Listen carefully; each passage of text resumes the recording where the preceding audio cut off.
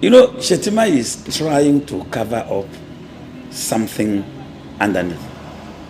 Which is? There is this very serious search for his replacement. And so, he too is planning very, very hard to manage the situation, how he will respond. And therefore, that statement he made was an evasive statement, distraction, to take our attention from the actual war going on inside their camp. Because 3 or 4 names of Christians have been penciled down to succeed him.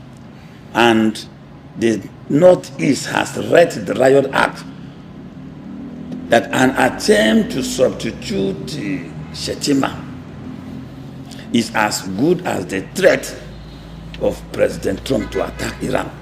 So, Shettima is only just being evasive and economical with the truth. But there's no hope for them in 2027, because how will they deal with these issues? You said there is a plan to drop VP Shettima, and there are 4 names or something. Yeah. Can you shed more light on? By the way, you're not a member of the APC, so how do you know this? Yeah, you see, we in the opposition, we are more in APC than APC people. As much as they think they have planted people in the ADC or the opposition political parties, we have more political Mossad in Mossad. Yes, political Mossad in APC that pick intelligence at the highest level of what is going on. So we know them more than they think they know us. So far, so good. About 3 to 4 names of Christians have been penciled. Such as? Dogara, Yakubu Dogara, former speaker, Bishop Kukah. Matthew Hassan Kukah. Yes, Matthew Hassan Kukah, General Musa, Christopher Musa. That's the former CDS. Who is the Minister for Defense now? Defense now. And George Akume. Okay, SGF. The current SGF. Now, there is serious permutation going on. This idea of replacing Shettima is to try to please the Americans. Because one of the major grudges of the American president is the Muslim ticket. And President Tinubu has realized that he can't sustain it. More so that the Americans have embarked on strategic or guided airstrikes in Nigeria. And any student of history knows that there is no country in the world where American strike took place and the regime survived. Historically. Go and review it. So, for the Americans to have embarked on strategic strikes in Nigeria and threatening to do more, the intention is simple. They are accusing the regime of failing to perform its primary responsibilities. So, they embark on this strike looking as if they are orchestrating. But the intention, the hidden agenda behind it is that they will always look for the compensation of their bombs that they drop. And the minerals will have to pay for it heavily. That's why an operation to kidnap a president in Venezuela, the country's oil, had started responding for that. Brilliant. Well, I know the APC would watch this and they would give appropriate response, to your claim, very damning claim that VP Shettima is likely to be dropped, and there are 4 names, and you actually give us names. But let's switch gears. Anyway, I think more in line with even this train of conversation, Dr. Akim Baba Ahmed, incidentally, was a special advisor to the president, although in the office of the vice president, in a recent Channels television interview, even this morning on Arise. And he was saying that there will be disintegration of the African Democratic Congress, your party, and the leading opposition party currently, since the PDP has almost, disappeared, that if Peter Obi does not clinch the presidential ticket, and if Atiku Abubakar wins, the ADC will disintegrate. What do you have to say to this? Sometimes when I listen to people who are Democrats speaks the way he spoke, I get scared about our democracy. Democracy is about the will of the people. Akim Baba Ahmed is not a member of the ADC. But he is trying to dictate what will happen in the ADC.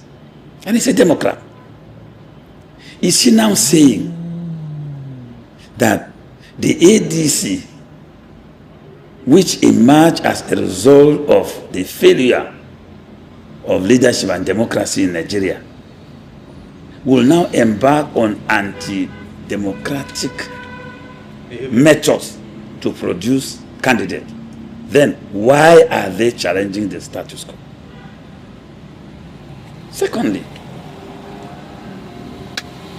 Peter Obi is a member of the party.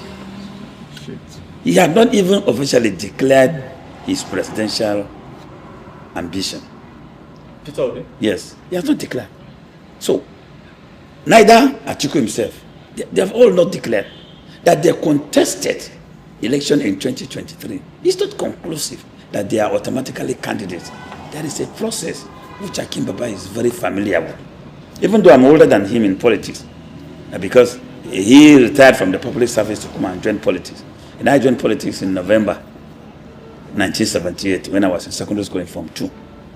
When I started following my late boss, Chief Lar. And I was with him until he died. We were together for 43 years. So, it is just dangerous speculation for senior citizens to create national panic. What would be the motive? What do you think could be the motive for Baba Ahmed? Because like I said, it was on channels. This morning, it was on Arise. Could there be any hidden, motive for going around to spread this, information? Well, he has just left the office of the vice president. And we don't know why he resigned. Shit. So, in politics, like I said, we have our spies in the APC working for us. It could be one of them who has just resigned to create an impression as if he's quarreling with them so that he can earn the public confidence and then be able to do the undertaker's job. And otherwise, he is a statesman that statements coming from his mouth should be encouraging. The political space currently in Nigeria has been shrinking gradually since 2023 elections, to the point where you don't even know the status of almost all the opposition political parties. And as we speak here, Nigeria is being described, by informed citizens as almost a near, one-party state. Is this correct? And what could be responsible for this? One party elite state. It's an elitistic party state that is one. But you see, the situation in Nigeria today, there are two political camps. We versus them. Hunger versus those who are living in abundance. 2027. For you are not hungry, sir. No, I'm not hungry, but many are hungry. Yes, those who identified with those who are hungry are not because they're hungry, but they feel that if things are generally good, everybody will live happy. So, 2027 basically is about the people versus APC and Tinubu. Now, the opposition political parties, you see them, because we practice partisan politics. So they are only offering platforms for those whom, because Tinubu is trying to destroy all the platforms so that there will be only one. But patriotic elements who are smarter than him are preserving platforms here and there. In fact, there are alternative platforms which he might not succeed in going through to destroy them before the election. But for the opposition, it is we versus them. And this we versus them every day is building up. If you take a walk into our communities and just discuss with the common people, you will confirm this thing I'm telling you. And then go and look at this organized defection of governors who will monitor those who are resigning. There has been any community that has resigned to follow the governor. It is only appointed officials resigning. What of the people that elected them? So it means the votes are left behind. And this creation of this scenario is the most dangerous thing for our democracy, because in 2027, there will be a tsunami. So many people with integrity will win election on political parties that APC did not give attention. And APC has been overwhelmed by arrogance and pride. If you listen to this, their amateur national chairman, when he was speaking. That's your fellow plateau man. Why do you call? Yeah, no, but we're not talking about identity now. We're talking about his capacity. But I thought you want to speak well of your king. Yeah, but if I speak well of him, will I also invent a capacity for him? I will not. So you don't think he's No. He's not doing that. No, he's an amateur, because there is no national chairman that makes such speech. You want to listen to him. He's saying anybody who do not come and join us and work for us now, we are not going to allow him to be appointed. Who told him that they will win? He himself has not even won election. He was nominated. He's a nominated chairman. He should wait for the national convention whether he will win election. But you look at the arrogance, you look at the pride, speaking to Nigerians as if they are conquered people. I mean, we are servants of the people. We owe the people a lot of respect. We are who we are by the virtue of their votes. Let us not, demean them to that status which this is uncalled for. All these people jumping now and making all these dirty noises were those who accused me of betraying Christ. These same people,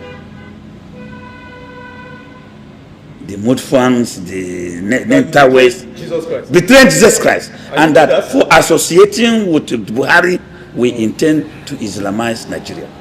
These same set of people.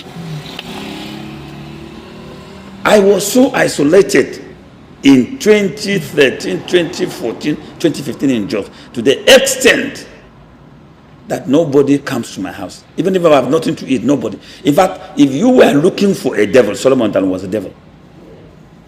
By these same set of people. They carry the cross of Jesus Christ and the name of Jesus Christ. Today I have not said anything because I'm watching with unprecedented amazement what is unfolding. But for the defection of Mudfong, he has little knowledge of Plateau people.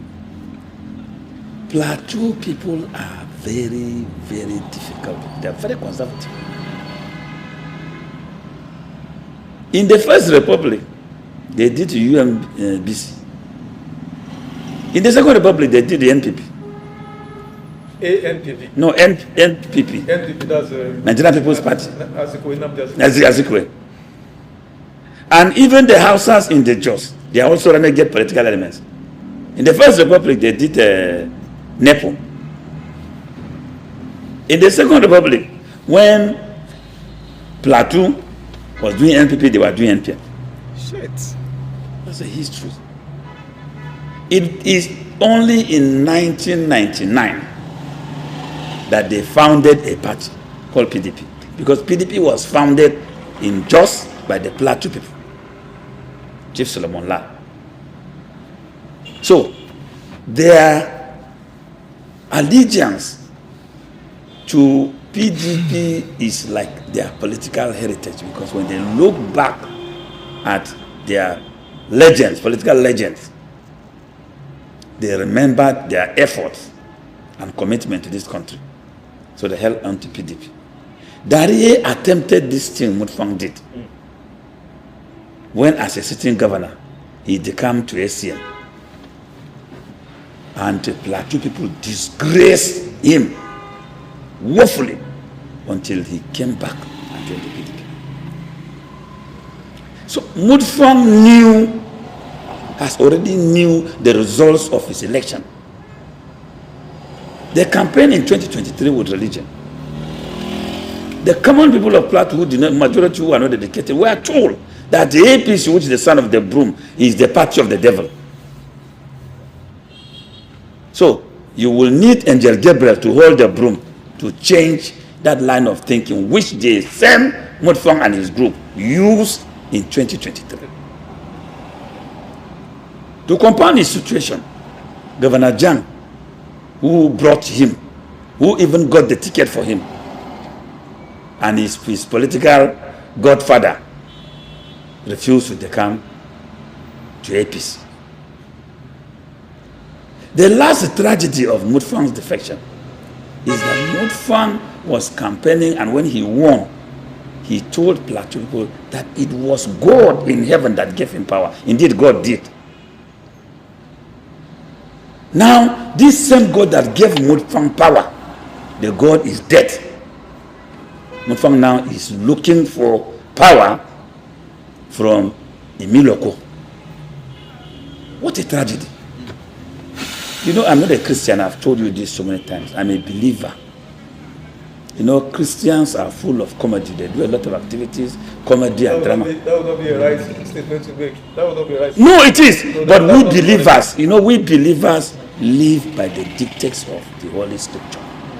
This is the big difference. Okay. Yes. So, it's sad that Mutfang today, who told us to believe in God because God gave him power, is now abandoning God to go and seek for power.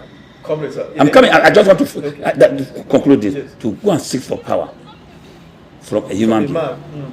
In the Bible, there was a king who sent his servant to go to Samaria and ask whether he was going to live because he was sick.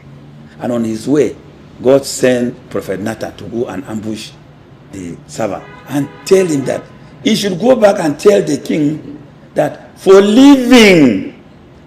abandoning the living God in Jerusalem and going to seek for an idol in Samaria, you will surely die. For Mutfang to leave the living God in Jos, to go and seek for the chief priest of a miracle in Lagos, he will surely die politically.